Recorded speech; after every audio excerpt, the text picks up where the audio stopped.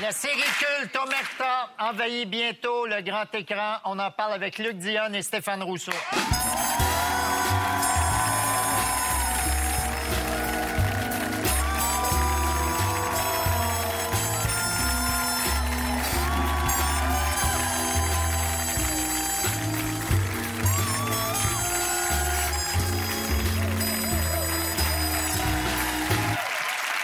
Messieurs, bienvenue à Tout le monde en parle. Luc Dionne est bien accueilli, hein? Oui, hein? Le projet Omerta prend l'affiche le 11 juillet prochain. Dans ce film, un repris de justice s'associe à la mafia italienne pour détourner de l'or qui se trouve dans les coffres de la Banque centrale du Canada. Luc, tu as réalisé et scénarisé le film. Stéphane, tu incarnes Sam Cohen, un criminel. On va regarder un extrait de la bande-annonce. Manon.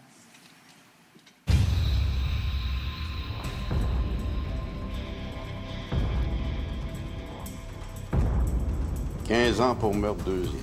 Qu'est-ce que ce gars-là fait dehors à parler avec le chef de la mafia? Je sais pas ce qu'il se dit à mon sujet. Mais c'est tout vrai. Multiplié par deux.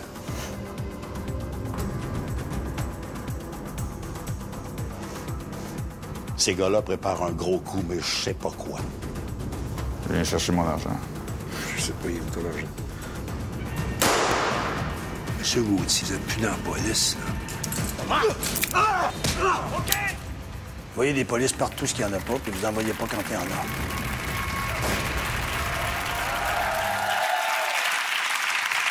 Dans le projet Omerta, Pierre Gauthier, interprété par Michel Côté, n'est plus dans la police. Il n'est plus directeur général du Canadien non plus. Il possède maintenant une agence de sécurité. Qu'est-ce qui reste de la série télé dans le film, là? C'est une histoire complètement différente. J'ai pris 3 personnages qui étaient là d'Omerta. Le personnage de Gilbert Tanguay, qui est joué par Michel Dumont, Ouais. Pierre Gauthier par Michel Côté et Tony Potenza par Paolo Paolo Noël. J'ai fait un film, puis au départ, le film que je voulais faire, l'histoire que j'avais le goût de raconter, c'était pas nécessairement avec les personnages d'Omerta, mais comme l'histoire que je voulais raconter, mettant en scène de la mafia italienne, des enquêteurs, des policiers, des agents doubles, ben, je me suis dit pourquoi pas reprendre certains personnages d'Omerta puis d'évoluer la nappe. Est-ce qu'il y a une scène dans un déjeuner du Parti libéral? Là, ça, là, je l'attendais, ça, là. Stéphane, tu incarnes le personnage de Sam Cohen, un méchant sadique avec plein de tatous. À part les tatouages, qu'as-tu en commun avec ton personnage? Bien, c'est clair que quand tu vas faire un personnage comme ça, moi, je fais toujours le comique, je fais toujours le bon genre, je fais toujours le gars gentil. Puis évidemment que j'ai une partie plus sombre en moi. Moi, j'ai côtoyé pas mal de bandits dans ma vie. Alors, probablement que Dans le milieu artistique ou... Entre autres. Non, mais c'est vrai que j'ai fait quand même 10 ans de club. Ouais. J'en ai côtoyé. Hein, on les rencontre, on les côtoie, on prend des verres avec eux, on passe des soirées avec eux. Non, ça, c'est jamais arrivé. Non, mais c'est vrai que j'ai fait des rencontres. Ils sont pas... un méchant n'est pas que méchant, évidemment. On connaît des bandits qui ont plusieurs facettes de leur personnalité, qui peuvent être tout à fait charmants dans la vie et tout à fait odieux au travail. Mais c'est fascinant de jouer ça. J'ai adoré ça. Puis Luc, c'est un bon chum. Avant de connaître le réalisateur, je connaissais le gars, puis... on habite tous les deux dans les Laurentides. As-tu couché avec lui pour obtenir le rôle? Non. Pas vraiment couché, mais on n'a pas... Vous êtes pas rendu loin, Non, on n'était pas loin. On était proche, mais... Non, mais c'était une fois, puis c'était au chalet. Ouais, ça compte pas. Ça compte pas. Non, en fait... Non, mais je t'écoutais parler, je trouvais ça extraordinaire du personnage, ton côté dark puis ton côté lumineux. Je me dis, ça aurait été le fun qu'ils se souviennent de ça sur le plateau.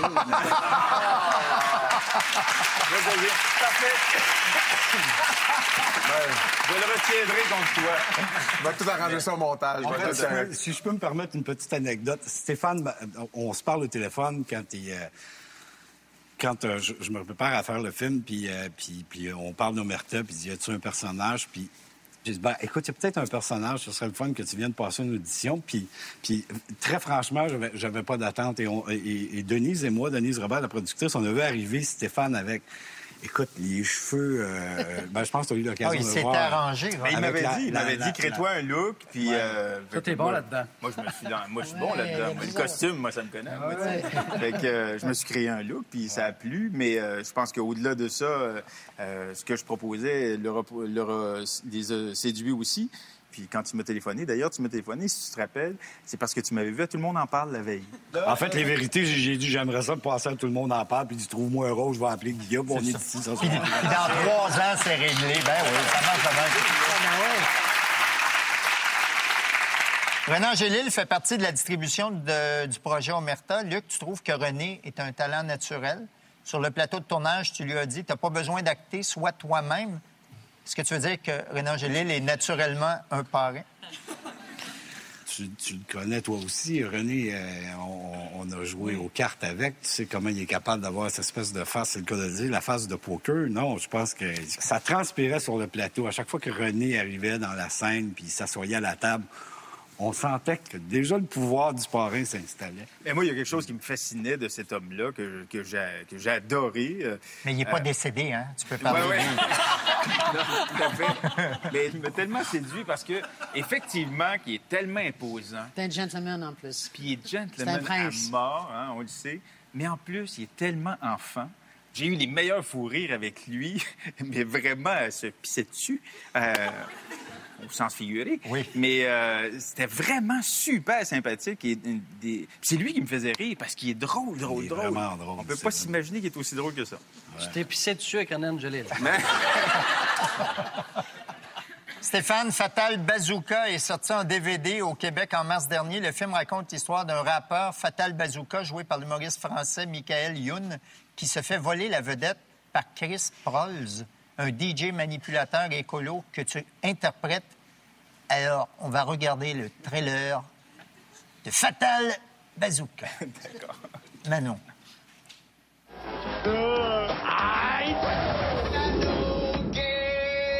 Non mais t'es qui, toi? Chris Prolls.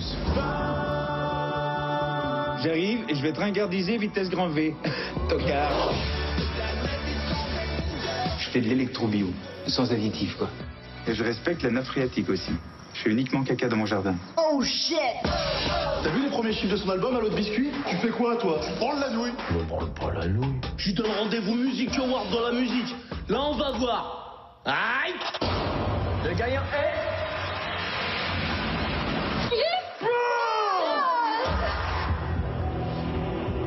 Dis-moi maintenant, c'est qui? Le numéro!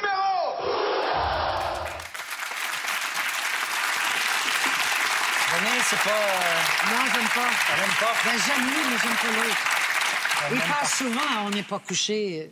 Oui, ben il fait beaucoup d'émissions en France. Ouais, mais il me tape ses nerfs. Moi. Mais moi, je l'adore. Je l'adore, vraiment. Mais je comprends qu'il te tape ses nerfs. Il est pas tape ses nerfs drôle. Oui, il est drôle, mais c'est un genre très particulier. C'est très particulier. Oui, mais il graffine, là. Mais Stéphane, j'avais des questions, mais puisque ça tape ses nerfs à Denis... Le film a connu un succès instantané en France. Hein? Auprès des jeunes, ce qui t'a permis de te faire connaître par un nouveau public plus jeune. Et tu es en train de nous dire que tu es rendu un vieil humoriste à Paris? Ben écoute, quand même, non, mais là, c'est vraiment... J'ai vu une différence tout de suite, parce que ce gars-là parle beaucoup aux ados. Puis après la sortie du film, qui est devenu culte instantanément, j'ai vu, moi, dans mes salles, des gens avec des banderoles « I love Chris Prolls », puis aux autographes. Les Chris Prolls, en plus, c'est un petit biscuit suédois, en fait. C'est une sorte de biscuit. Alors, je porte un nom de biscuit.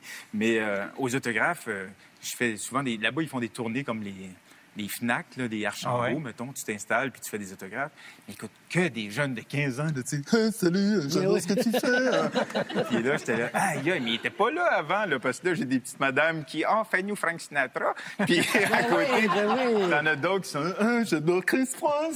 Fait que c'est assez particulier comme phénomène. Et puis, je suis très, très content de l'avoir fait, parce que ça m'a amené complètement ailleurs. C'était dans un univers que je connaissais pas, puis un peu plus trash que ce que je fais d'habitude. Fait que j'ai trouvé ça. C'est sa clientèle à lui, ça. Oui, exactement. Hey, c'est toute une carrière, ça, mon ami. Monsieur Biscuit en France. Wow! T'as-tu un petit bonbon, toi, là? T'as engagé un biscuit dans ton film. Luc, avant d'être scénariste et réalisateur, tu as été trompettiste, auteur et attaché politique de Jean-Paul Théoret, un député libéral de la circonscription de Vimont à Laval au milieu des années 80. Une expérience professionnelle qui t'a sans doute inspiré ceci. Bunker Manon. Non, ce que ça nous prend, c'est une couple d'idées nouvelles. Laisse faire les idées. C'est une star que ça nous prend, Mathieu. C'est ça qui est vendeur. Bon, on va le montrer au travail, les manches retroussées. Ah, puis dans un parc avec des enfants, tiens. Pourquoi qu'on le ferait pas promener en Sea-Doo? Ça, c'est bon. Faut pas le présenter comme un candidat, hein. Faut le présenter comme le premier ministre. Faut que le monde pense que la convention, là, c'est réglé, que Lise Langlois a déjà perdu. C'est sur le terrain que ça se gagne, ces affaires-là. Délégué par délégué. Bonjour, ma chose. Comment va votre petit dernier matin?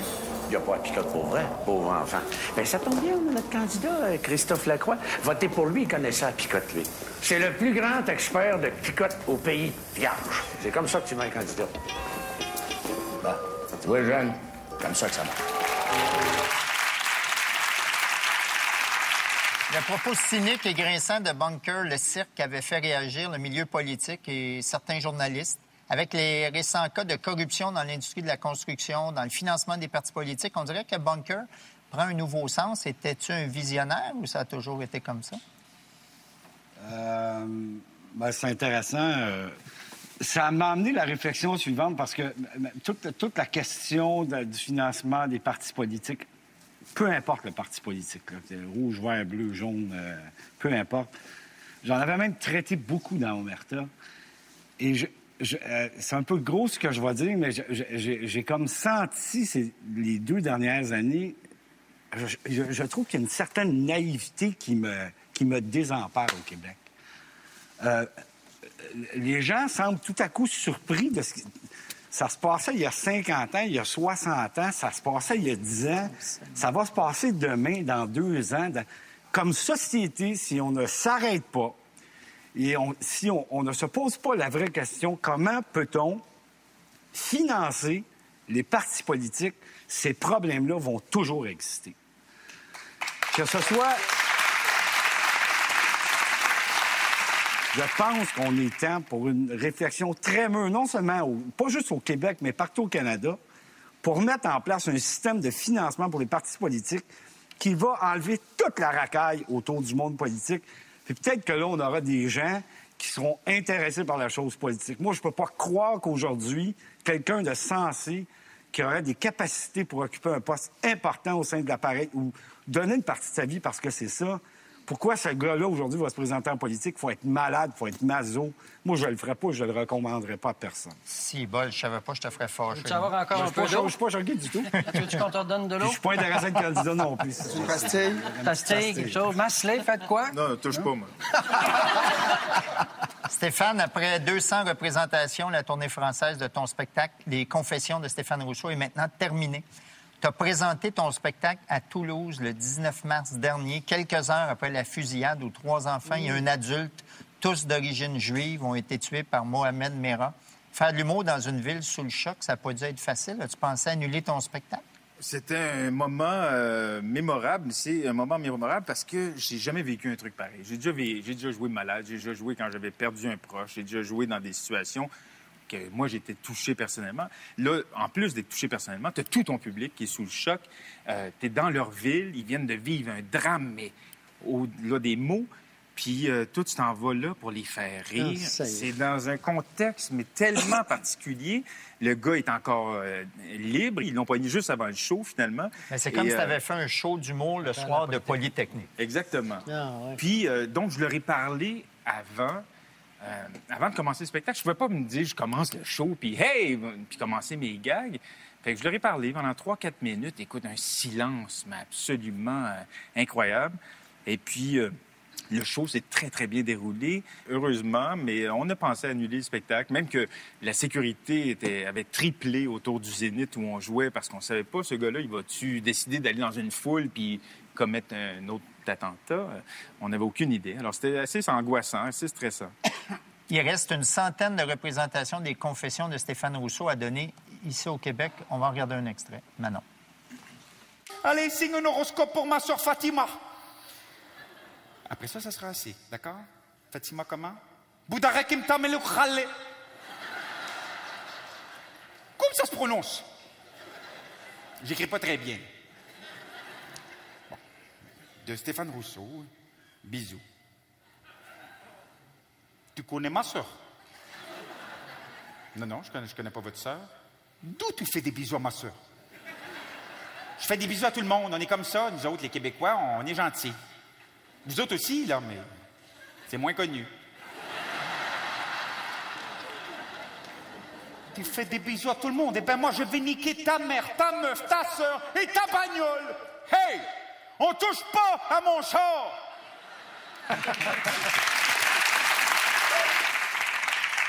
Moi, j'ai vu ce spectacle-là. En fait, j'ai vu tous tes spectacles. C'est celui-là qui te représente le mieux. Ben, merci. On sent la maturité chez Stéphane Rousseau. C'est comme si tu étais rendu à 22, 23 Oui, ans. c'est ça. Je vais finir par y arriver. Hein? Je vais finir par y arriver. Messieurs, est-ce que vous voulez boire à notre dernière émission et à votre dernier film? Denise à content. Oui. Diane, qu'est-ce qu'on boit? On boit du champagne. C'est un môme cordon rouge pour tout le monde. Les gens dans l'assistance. Bon, bien, on boit à votre dernier film. On boit à notre dernière émission de la saison. Le dernier qui n'est pas notre dernier, on va en faire d'autres. On verra. On verra. Tentez tout le monde. Je peux-tu rajouter quelque chose? Oui. J'aimerais boire à mes 1800 travailleurs qui sont dans la rue, OK? Puis juste leur dire qu'on n'abandonnera pas. Ils sont encore là, ils vont se battre, puis on va gagner ce combat-là, puis le travail va revenir. Santé tout le monde. On vous revient après la pause avec Louise Latraverse.